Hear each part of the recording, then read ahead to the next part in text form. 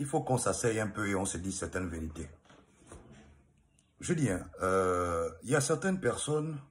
Bon, déjà dans la vie, on sait que chacun de nous a le droit de choisir ce qu'il veut. Chacun fait ce qu'il veut.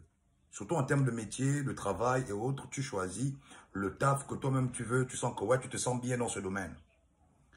Mais moi, je ne comprends pas pourquoi, quand on observe un peu, on a comme l'impression que certaines personnes, dans leur choix de travail, les autres constituent pour eux des souffres-douleurs.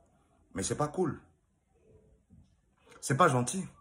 Là, je veux m'adresser particulièrement à nos frères de corps habillés. Donc, on y est, comme on dit.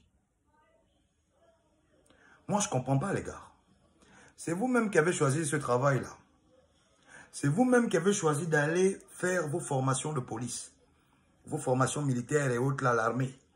C'est vous qui avez choisi qu'on puisse vous raser, vous bastonner, vous bijouter, vraiment tout ce que vous subissez là-bas, c'est vous qui avez choisi ça. Mais on ne comprend pas pourquoi, lorsque vous vous sortez de là-bas, il y a comme une... En fait, on a comme l'impression que nous sommes ennemis. Moi, je ne comprends pas. Qu'est-ce qui se passe? C'est quoi le truc au juste? Et la dernière fois encore, même on voit une vidéo même qui était sur Internet là, oh non, là où eux-mêmes ils disent comment les civils sont mal, oh, des autres. Donc, ce qui veut dire que vous, quand vous sortez là, c'est nous sommes vos cibles. Quand vous prêtez serment, vous dites que vous êtes là pour la protection des personnes et des biens. Maintenant, on constitue maintenant des cibles pour vous. Les gars, est-ce que nous, on vous a forcé? Nous, on vous a forcé. C'est vous-même qui avez choisi d'aller faire votre formation, non? Maintenant, pourquoi nous, on doit payer ça? On a mal encore. Et on réalise même que le policier africain, parce que ce n'est pas une affaire de...